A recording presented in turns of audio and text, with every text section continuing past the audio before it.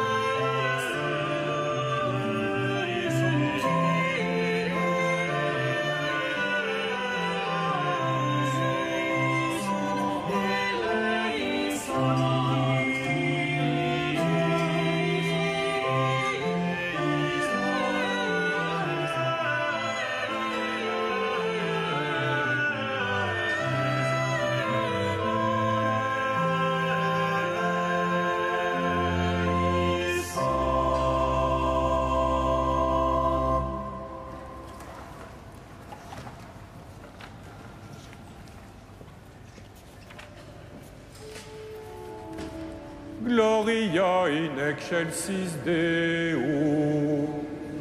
Et in terra pax omnibus, bone voluntatis. Laudamus te. Benedicimus te. Adoramus te. Glorificamus te. Gratias agimus tibi, propter magnam gloriam tua. Domini Deus Rex celestis, Deus Pater omnipotens. Domine, Filii unigenite, Iesu Christe. Domine Deus agnus Dei, Filius Patris. Qui tollis peccata mundi, miserere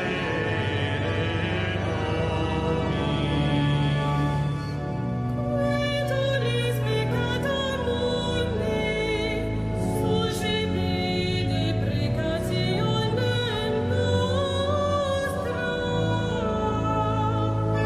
Qui seres ad exteram Patris, miserere nobis. Uniam tu solus sanctum,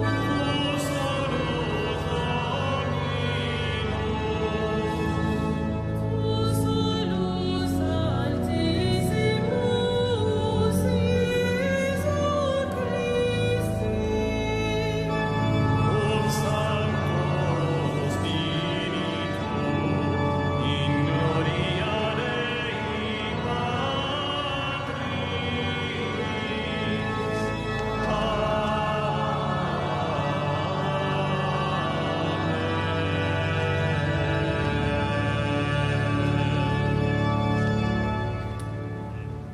Prions le Seigneur.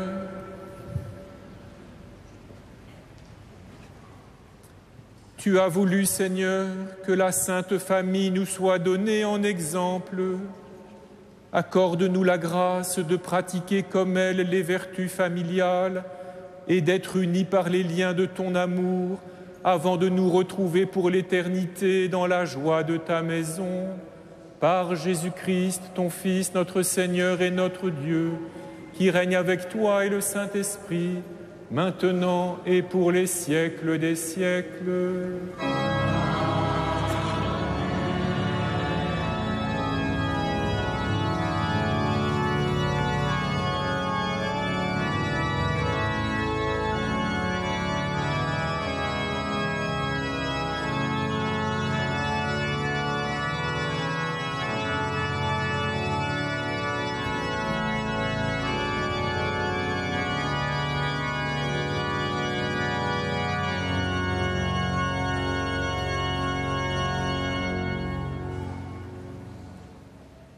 Lecture du premier livre de Samuel.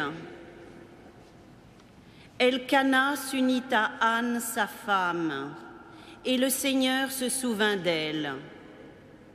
Anne conçut, et, le temps venu, elle enfanta un fils.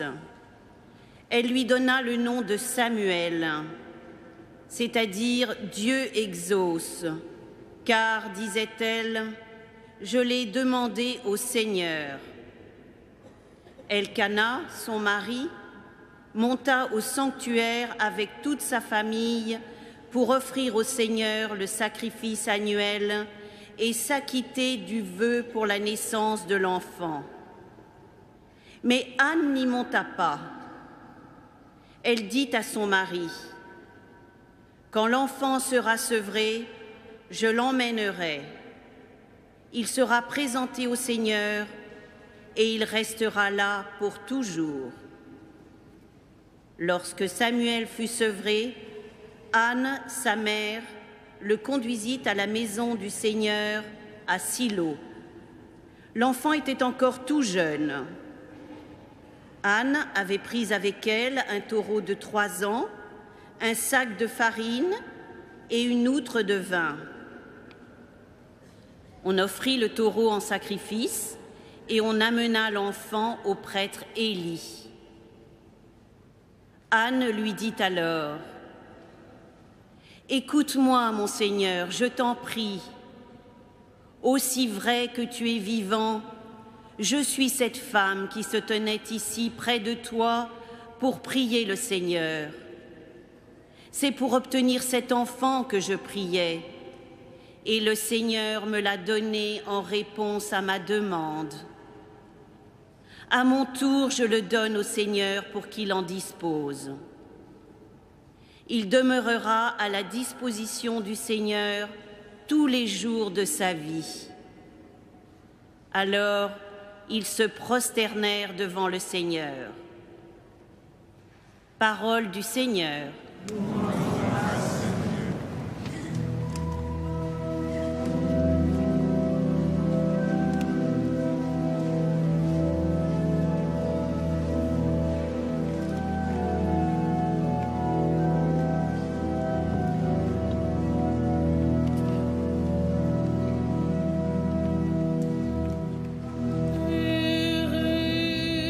Les habitants de ta maison, Seigneur.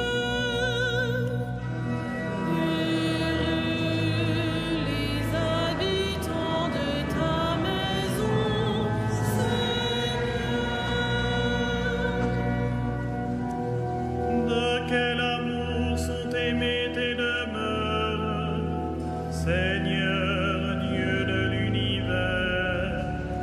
Mon âme s'épuise à désirer les parvis du Seigneur. Mon cœur et ma chair sont un cri vers le Dieu vivant. Les habitants de ta maison,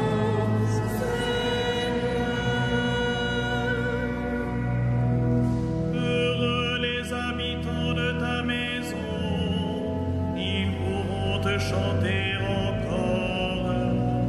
Heureux les hommes dont tu es la force, des chemins s'ouvrent dans leur cœur. les habitants de ta maison,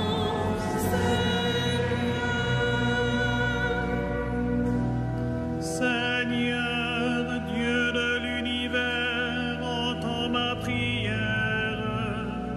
Écoute, Dieu de Jacob. Dieu voit notre bouclier.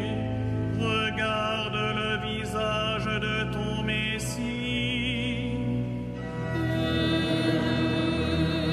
les habitants de ta maison,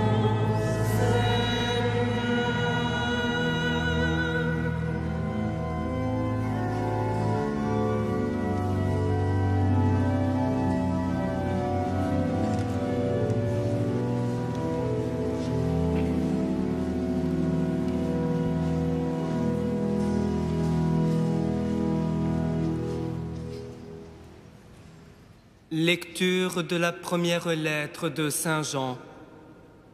Bien-aimés, voyez quel grand amour nous a donné le Père pour que nous soyons appelés enfants de Dieu. Et nous le sommes. Voici pourquoi le monde ne nous connaît pas.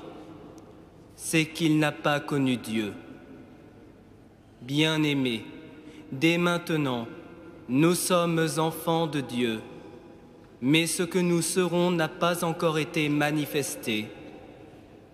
Nous le savons, quand cela sera manifesté, nous lui serons semblables, car nous le verrons tel qu'il est.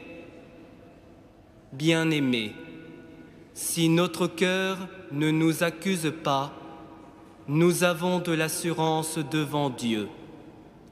Quoi que nous demandions à Dieu, nous le recevons de lui, parce que nous gardons ses commandements et que nous faisons ce qui est agréable à ses yeux.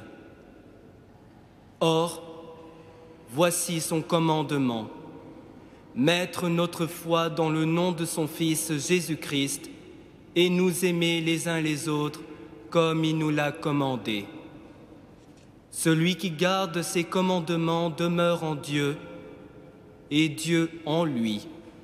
Et voilà comment nous reconnaissons qu'il demeure en nous, puisqu'il nous a donné part à son esprit. Parole du Seigneur.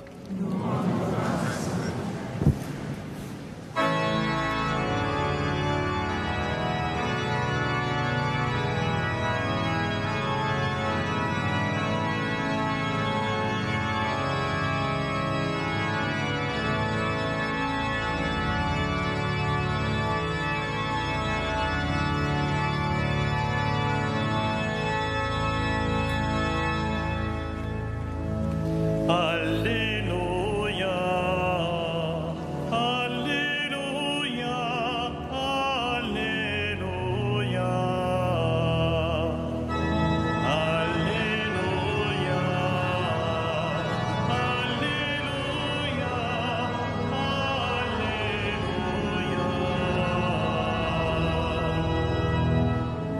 Seigneur, ouvre notre cœur pour nous rendre attentifs aux paroles de ton Fils. Alléluia,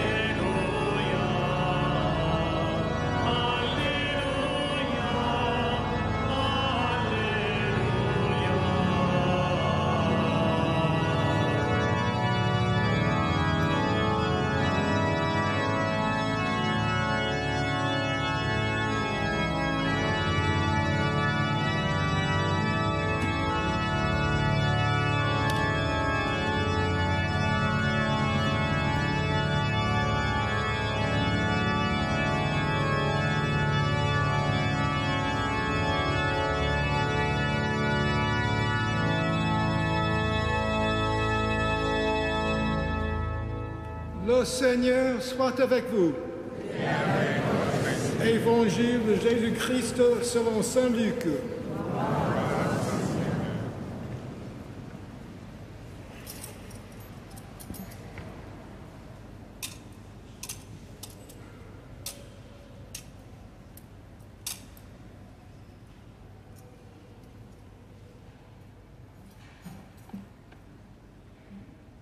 Chaque année, les parents de Jésus se rendaient à Jérusalem pour la fête de la Pâque. Quand il eut 12 ans, ils montèrent en pèlerinage suivant la coutume.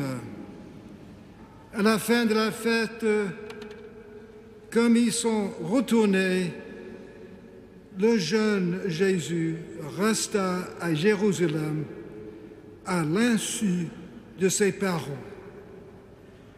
Pensant qu'il était dans le convoi des pèlerins, ils firent une journée de chemin avant de le chercher parmi leurs parents et connaissances.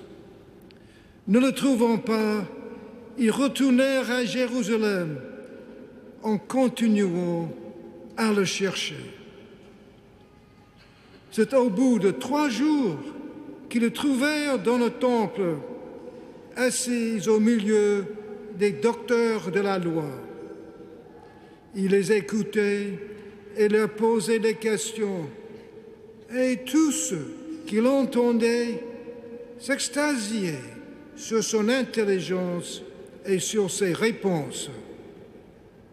En le voyant, ses parents furent frappés d'étonnement, et sa mère lui dit : « Mon enfant, pourquoi nous as-tu fait cela ? Vois comme ton père et moi, nous avons souffert en te cherchant. » Il leur dit : « Comment se fait-il que vous m'ayez cherché ? Ne saviez-vous pas qu'il me faut être chez mon Père ? Mais ils ne comprirent pas ce qu'il leur disait. Il descendit avec eux pour se rendre à Nazareth, et il leur était soumis. Sa mère gardait dans son cœur tous ces événements. Quant à Jésus, il grandissait en sagesse, en taille et en grâce devant Dieu et devant les hommes. Acclamons la parole de Dieu.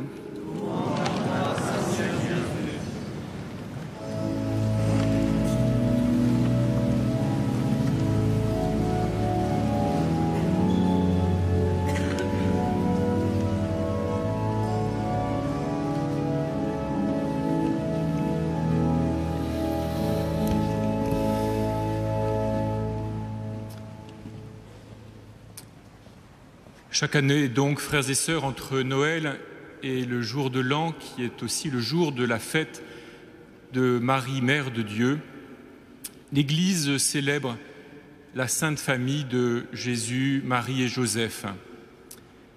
Cette fête nous rappelle à tous que la famille est toujours une réalité plus grande qu'elle-même, en quelque sorte, que la famille, toute famille, se dépasse elle-même. Nous le devinons, nous le pressentons un peu quand nous considérons la famille de Jésus, Marie et Joseph, la Sainte Famille de Nazareth, parce que nous voyons bien qu'il s'agit d'une famille sous bien des aspects semblables à toutes les autres, et nous pressentons cependant qu'il s'y vit quelque chose d'unique, quelque chose de différent. Elle n'est pas simplement une sorte de modèle de la famille idéale, mais cette famille de Nazareth, elle nous ouvre à une réalité nouvelle. Il y a quelque chose de ce que vivent toutes les familles, et nous l'entendons, nous l'avons entendu dans le récit de cet épisode que nous rapporte saint Luc, de Jésus, donc accompagnant ses parents au temple à l'âge de 12 ans, et comme chaque année, mais cette année-là, restant à leur insu dans le temple au milieu des docteurs. Marie et Joseph, comme tous les bons parents juifs de leur temps, et d'une certaine façon comme tous les bons parents humains à travers le temps, initient leur fils à la vie de son peuple, à la religion du peuple d'Israël, et progressivement ils lui apprennent à tenir sa place, et ils le préparent à tenir sa place dans son peuple. Mais cet épisode donc de Jésus perdu et retrouvé dans le temple au bout de 3 jours, nous le sentons bien, il est comme une brèche où fait irruption quelque chose de nouveau, quelque chose d'inattendu, une profondeur inattendue devant laquelle même Joseph et même Marie se trouvent stupéfaits, ne comprennent pas, ont besoin de temps pour se laisser former à cette nouveauté qui apparaît là. Lorsque nous entendons ce récit de Jésus à 12 ans, nous, occidentaux du XXIe siècle, nous sommes tentés d'y reconnaître le phénomène que nous ne connaissons que trop bien, de la crise de l'adolescence. Et par certains côtés, cela nous rassure. Nous y reconnaissons ce moment qui a pris tellement d'importance depuis un siècle et demi, dans notre civilisation auquel on prête tellement d'importance, tellement d'attention. Ce moment donc où l'enfant, quittant l'enfance, commence à prendre conscience de sa singularité qu'il cherche à tâtons et qu'il est tenté d'affirmer un peu à tout moment, un peu souvent maladroitement, pas toujours à bon escient, la cherchant, cette singularité, à tâtons. Et nous reconnaissons donc là ce phénomène bien connu autour duquel nos sociétés se sont beaucoup organisées avec toute une agitation culturelle et même économique autour de l'adolescence, où chaque adolescent est sommé de se montrer le plus possible un adolescent dans ses vêtements, dans ses goûts musicaux, dans sa manière de se comporter avec ses parents, avec ses frères et sœurs, avec ses amis, par rapport à la société. Mais nous pouvons aussi pressentir, quand nous lisons l'Évangile selon saint Jean, que nous n'assistons pas là tout à fait à la crise d'adolescence de Jésus. Ce dont il s'agit ici, ce n'est pas que le jeune Jésus se mette en quête de sa singularité personnelle pour se distinguer de ses parents et s'imposer à tous. Ce qui est en jeu, en fait, c'est une obéissance beaucoup plus profonde. Le moment est venu pour Jésus, en tout cas, il y a là comme un moment particulier dans lequel Jésus laisse apparaître son obéissance à lui, son obéissance personnelle à celui qu'il appelle le Père. Et le moment vient pour lui de se saisir de tout ce qu'il a reçu à travers ses parents, à travers son peuple, de la religion, de la civilisation d'Israël, pour exprimer d'une manière qui lui est propre son obéissance de fils, pour exprimer ce qu'il est, lui et lui seul, le Fils bien-aimé du Père, qui est entré dans l'humanité, non pas pour être simplement un individu humain de plus parmi les autres, fût-il le plus saint d'entre eux, mais pour devenir le principe d'une vie nouvelle au cœur même de l'humanité. Et c'est à ce mystère de l'obéissance au Père, par-delà les traditions d'Israël, par-delà le respect des règles de la vie dans le peuple d'Israël, non pas en s'en affranchissant, mais en les vivant plus profondément avec une liberté qui lui est propre.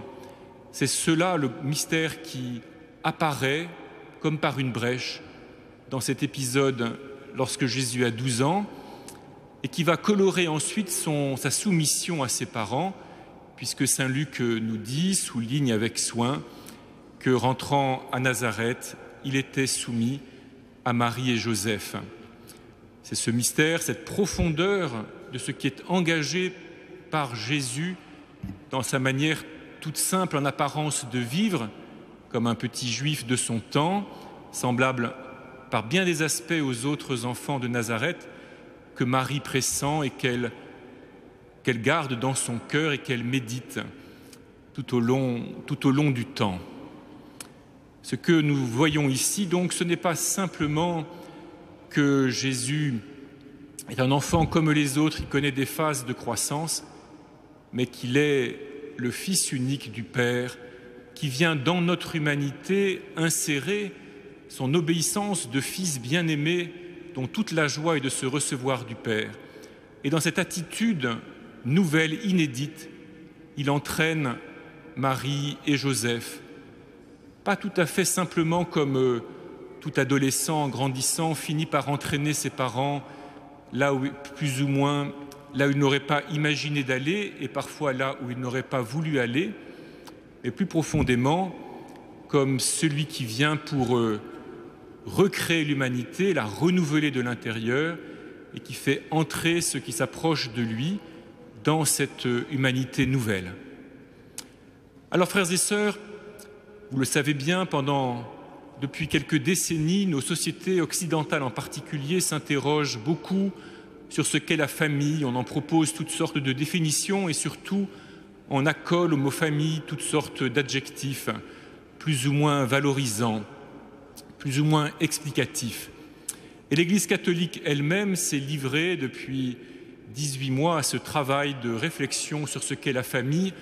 Cela a donné les 2 sessions synodales dont vous avez abondamment entendu parler, où les évêques, délégués par les différentes conférences épiscopales, ont tâché de réfléchir à ce que peut être la famille chrétienne ou la famille tout court aujourd'hui, au XXIe siècle, ce que peut être sa mission, son rôle, et à la façon dont l'Église peut la soutenir, l'encourager dans cette mission, pour que la famille ou les familles puissent être toujours davantage, un peu mieux, ce qu'elles ont à être. Mais la lumière de la fête de la Sainte Famille, en particulier à la lumière de la proclamation de cet épisode de Jésus perdu et retrouvé au temple, nous pouvons peut-être, frères et sœurs, nous convaincre de ceci qui est capital. C'est que Jésus est venu aussi pour renouveler profondément la réalité familiale. Il l'a transformée, il l'a bouleversée. Et ce bouleversement est loin d'avoir été complètement digéré par les civilisations, même par les vieilles civilisations chrétiennes dont notre pays fait partie. La grande transformation que Jésus a apportée et que nous voyons à l'œuvre dans cet épisode qui a été proclamé ce soir, c'est que la famille, pour lui, n'a pas pour tâche de se reproduire, de se continuer, de se perpétuer seulement. Elle est avant tout au service de la vocation unique de chacun. Elle est au service de ce que Dieu veut faire de chaque être humain selon son dessein à lui. Nous voyons cela à l'œuvre dans la réponse de Jésus à Marie et Joseph. Mais nous l'entendons aussi dans la façon dont l'Église, depuis le Concile Vatican II et le Saint-Pape Jean-Paul II, définissent la famille comme étant une communauté de personnes. Une communauté de personnes, cette formule peut paraître assez banale, mais en réalité, si nous réfléchissons un peu, nous voyons qu'il ne s'agit pas là d'une définition sociologique de la famille, une définition statique d'un état de fait. Cela désigne plutôt la tâche, le labeur, le défi, mais aussi l'aventure, si l'on veut, qu'est la vie familiale, qu'est la réalité familiale. Car dans une communauté de personnes, les membres de cette communauté n'ont pas à être les choses les uns des autres. Les enfants ne sont pas la chose des parents pour les prolonger, pour les continuer, pour s'occuper d'eux dans leurs vieux jours, pour perpétuer des traditions ou des habitudes ou pour permettre à un peuple de se continuer. Comme cela a souvent été pensé, est encore souvent pensé dans bien des endroits de l'humanité. Les parents ne sont pas non plus la chose de leurs parents, leurs esclaves pour satisfaire tous leurs désirs, leurs caprices et leur permettre de mener une vie protégée de toute responsabilité. Ils sont là pour aider, accompagner les enfants comme ils le peuvent, à la juste distance, pour que chacun puisse s'éprouver comme appelé par Dieu dans le secret, dans le fond le plus secret de son être. Et ainsi, une communauté de personnes, nous le comprenons, elle ne s'achève pas simplement pendant la minorité des enfants, car tant que les enfants sont mineurs, ils ne sont pas complètement des personnes. Elle suppose une certaine égalité entre les membres de la famille. Et cela nous indique que l'enjeu de la vie familiale ne s'achève pas le jour où l'enfant, ayant terminé ses études, prend son baluchon et va s'installer plus loin, en attendant de fonder lui-même sa propre famille, mais elle se poursuit dans la transformation des relations nécessaires entre les parents et leurs enfants devenus adultes et constituant eux-mêmes leur propre famille, dans la relation des enfants avec leurs parents devenus âgés et ayant besoin de leur attention et parfois de leurs soins, et dans la relation entre les frères et les sœurs, qui n'a pas à s'arrêter lorsque chacun a quitté le nid familial, mais qui peut au contraire se transformer, se renouveler dans une relation entre frères et sœurs adultes, par-delà même la mort, le décès, le départ des parents.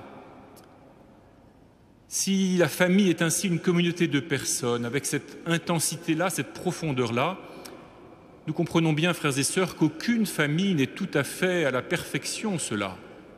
Et nous, chrétiens, nous savons bien que la famille, comme toutes les réalités humaines, a besoin du salut, a besoin du Sauveur. Et c'est notre espérance, précisément, que Jésus, étant entré dans notre humanité, ayant vécu lui-même dans une vie familiale, ayant entraîné ses parents dans une profondeur à laquelle ils étaient préparés par l'histoire d'Israël et par leur sainteté personnelle, mais pour laquelle il fallait tout de même qu'ils franchissent un pas, Nous l'avons entendu dans cet épisode, ils ne comprennent pas ce que Jésus leur dit dans un premier temps, et il faut à Marie ce lent travail de méditation de ce qu'elle a vu et qu'elle conserve dans son cœur. Jésus donc est venu sauver toutes les relations familiales. Et il nous donne l'espérance que, à travers nos maladresses, à travers nos pauvretés, à travers nos défauts, ce que nous vivons dans nos familles chrétiennes et sans doute même dans les familles non chrétiennes, tout cela, par la grâce du Sauveur, prépare la réalité nouvelle. Et cette réalité, nous l'avons entendu proclamée par saint Jean lorsqu'il nous rappelle que nous sommes devenus enfants de Dieu et que nous le sommes vraiment. S'il y a la réalité familiale a tant d'importance, c'est parce que Dieu le Créateur veut faire de nous ses enfants, ses fils et ses filles, et il veut que nous soyons des frères et des sœurs qui apprennent à s'aimer pour l'éternité. Et notre espérance, c'est que par la grâce du Sauveur, parce que le Seigneur Jésus est entré dans notre condition humaine, comme le dit saint Jean, même si notre manière de vivre est toujours approximative, ou en tout cas est souvent approximative, si elle est parfois marquée par des maladresses, dont certaines peuvent être dramatiques ou même tragiques, si elle est marquée par bien des manques, bien des insuffisances, bien des violences, par le drame du péché, n'empêche que le Seigneur Jésus, parce qu'il est au milieu de nous et en nous, nous donne l'espérance que malgré tout, quelque chose, à travers ce que nous essayons de faire, quelque chose se prépare, quelque chose se tisse, quelque chose se noue de cette fraternité universelle dans la charité divine pour l'éternité et de notre apprentissage de la paternité divine et de notre filiation à l'égard de Dieu. Alors, frères et sœurs, puisse cette fête de la Sainte Famille en cette année 2016, année de la miséricorde, nous encourager à nous engager encore plus profondément dans nos relations familiales, que nous soyons enfants à l'égard de nos parents, que nous soyons adolescents ayant à apprendre à respecter nos parents tout en affirmant notre propre singularité, que nous soyons parents ayant à accompagner des enfants dans leur recherche tâtonnante d'eux-mêmes, que nous soyons des frères et des sœurs qui ont à apprendre à s'aimer tout en découvrant que, venus de la même racine, ils sont pourtant tellement différents et parfois ont tellement de raisons de se heurter, de se frotter, de s'opposer, que nous soyons des adultes qui ont à porter des parents âgés ou bien à continuer à renouveler leurs liens entre frères et sœurs. Tout cela, frères et sœurs, nous avons, nous, chrétiens, l'immense espérance qu'il vaut la peine de s'engager dans ces constructions-là. Elles ne dépendent pas de l'État, elles ne dépendent pas de l'économie, elles ne dépendent pas de l'état de la législation, mais elles dépendent avant tout de notre propre engagement et de notre espérance, l'espérance que nous mettons dans le Sauveur Jésus-Christ qui a voulu partager lui-même la condition familiale pour devenir vraiment l'un de nous et nous donner de devenir semblable à lui. C'est notre espérance. Amen.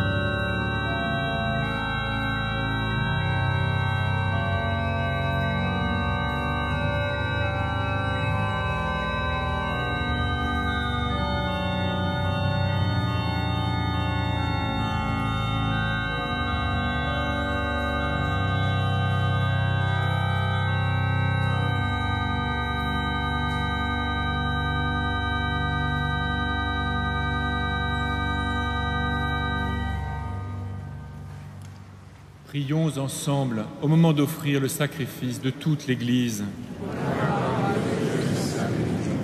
En t'offrant, Seigneur, le sacrifice qui nous réconcilie avec toi, nous te supplions humblement, à la prière de la Vierge Marie, Mère de Dieu, et à la prière de Saint Joseph, affermis nos familles dans ta grâce et la paix, par Jésus, le Christ, notre Seigneur.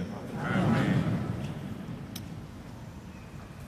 Le Seigneur soit avec vous. Élevons notre cœur. Rendons grâce au Seigneur notre Dieu.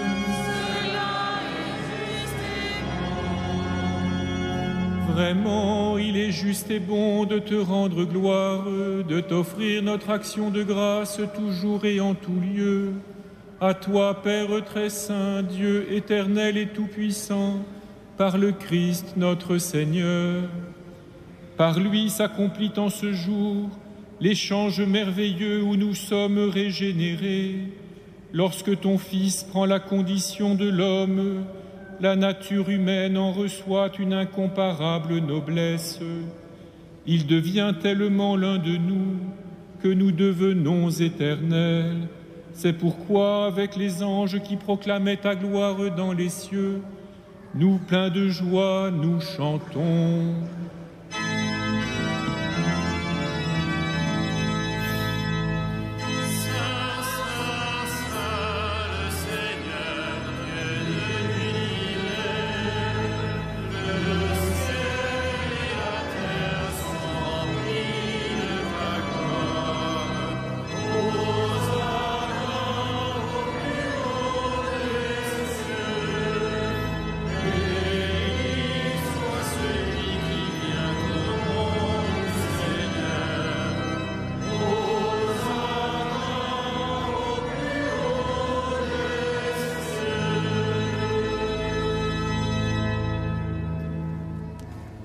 Toi qui es vraiment saint, toi qui es la source de toute sainteté, nous voici rassemblés devant toi et dans la communion de toute l'Église. En ce premier jour de la semaine, nous célébrons le jour très saint où Marie, dans la gloire de sa virginité, enfanta le Sauveur du monde. Par lui, notre Rédempteur et notre Seigneur, Dieu notre Père, nous te prions.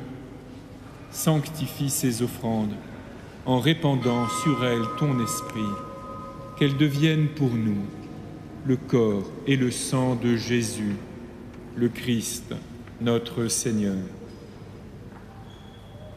Au moment d'être livré et d'entrer librement dans sa passion, il prit le pain, il rendit grâce, il le rompit et le donna à ses disciples en disant: Prenez et mangez-en tous, ceci est mon corps livré pour vous.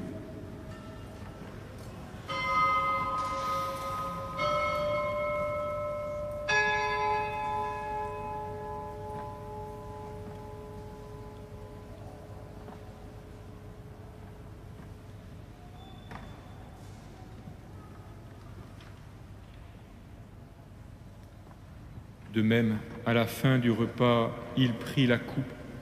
De nouveau, il rendit grâce et la donna à ses disciples en disant: Prenez et buvez-en tous, car ceci est la coupe de mon sang, le sang de l'alliance nouvelle et éternelle qui sera versé pour vous et pour la multitude en rémission des péchés. Vous ferez cela en mémoire de moi.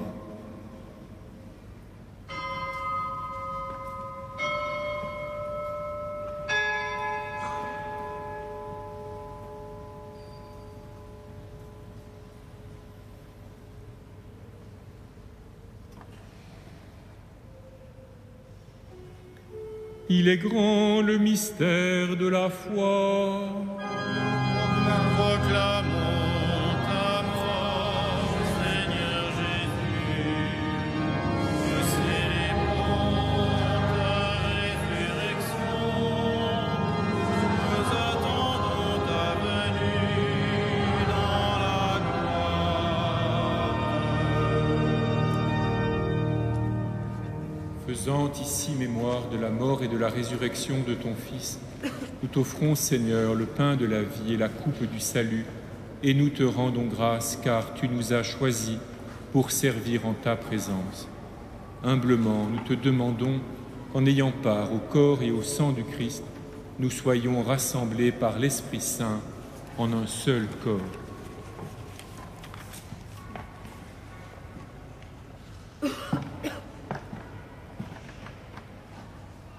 Souviens-toi, Seigneur, de ton Église répandue à travers le monde. Fais-la grandir dans ta charité avec le pape François, notre évêque André et tous ceux qui ont la charge de ton peuple.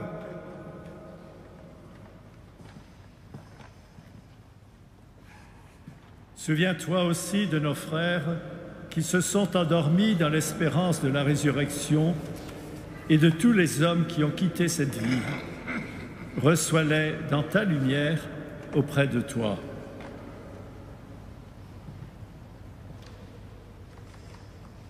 Sur nous tous enfin, nous implorons ta bonté.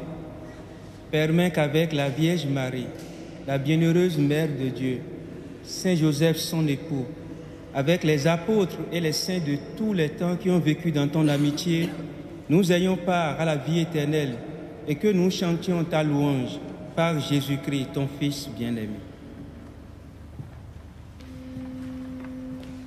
Par lui, avec lui et en lui. Amen. À toi, Dieu le Père Tout-Puissant, dans l'unité du Saint-Esprit. Amen. Tout honneur et toute gloire pour les siècles des siècles.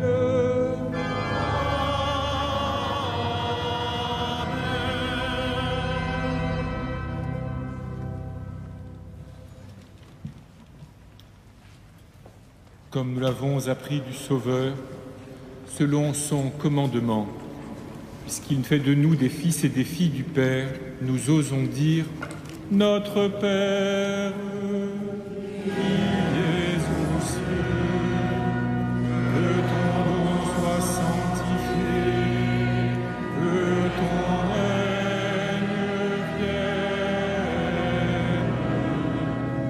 que ta volonté soit faite sur la terre comme au ciel.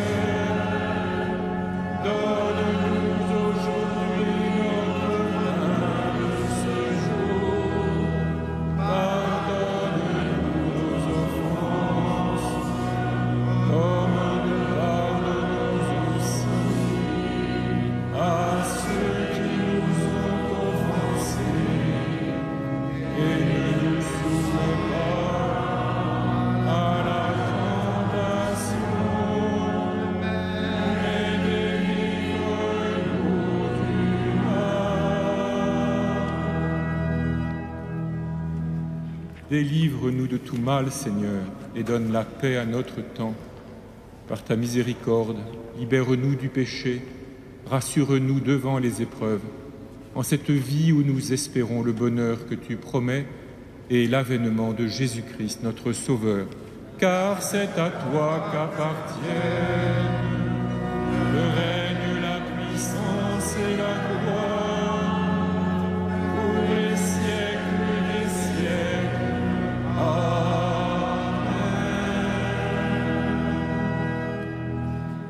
Seigneur Jésus-Christ, tu as dit à tes apôtres, je vous laisse la paix, je vous donne ma paix. Ne regarde pas nos péchés, mais la foi de ton Église.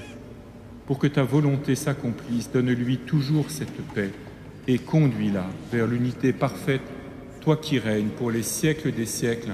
Amen. Que la paix du Seigneur soit toujours avec vous. Frères et sœurs, dans la charité de Christ, donnez-vous la paix.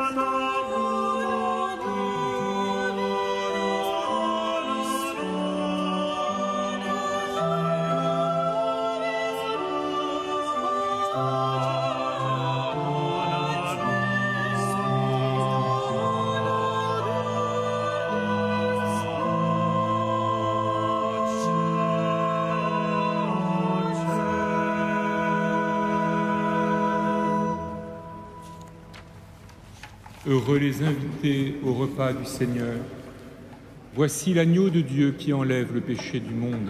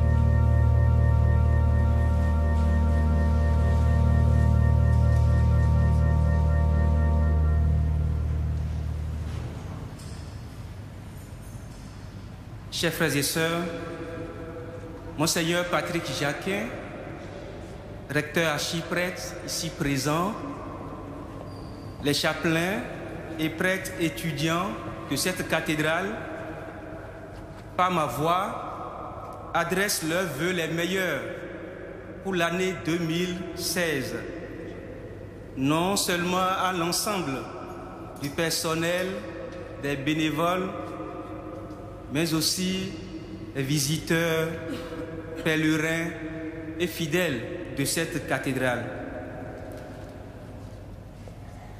En cette année de la miséricorde, la cathédrale Notre-Dame de Paris vous offre toute porte de sa façade comme porte sainte. Tout fidèle ou pèlerin qui l'a franchi, l'une de ces portes, n'importe laquelle, accueille les paroles de Jésus. Moi, je suis la porte. Si quelqu'un entre en passant par moi, il sera sauvé. Jean 19.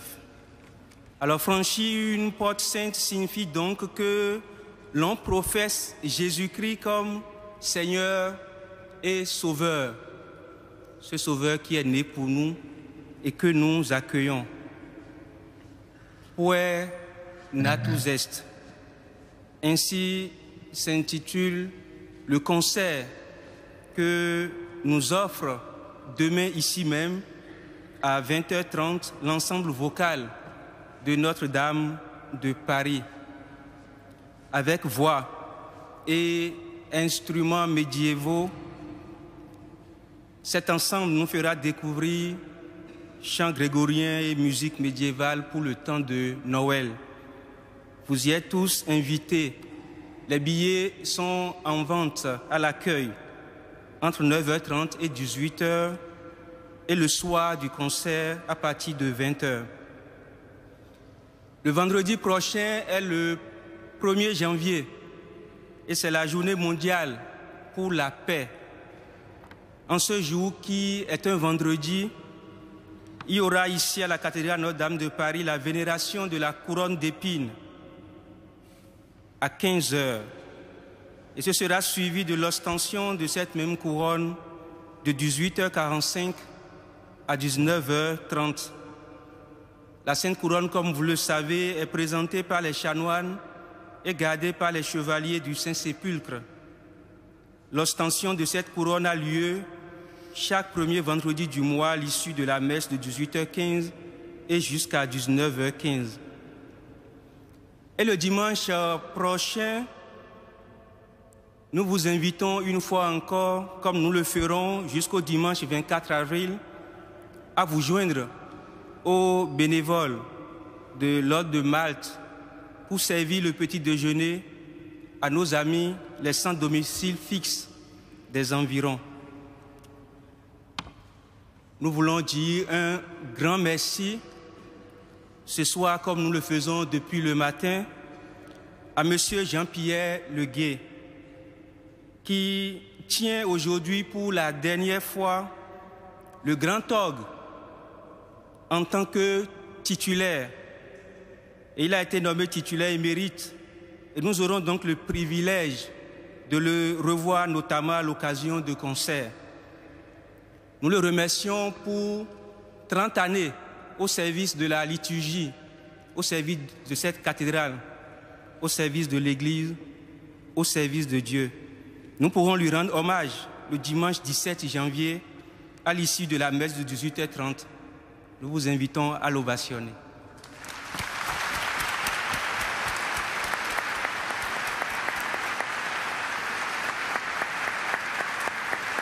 Merci. À présent, nous pouvons nous lever pour terminer notre Eucharistie avec Monseigneur Éric de Moulin-Beaufort, évêque auxiliaire de Paris. Merci.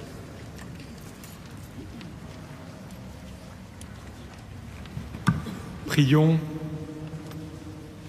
Toi qui nous as fortifiés par cette communion, accorde à nos familles, Père très aimant, la grâce d'imiter la famille de ton Fils et de goûter avec elle, après les difficultés de cette vie, le bonheur sans fin par Jésus le Christ, notre Seigneur.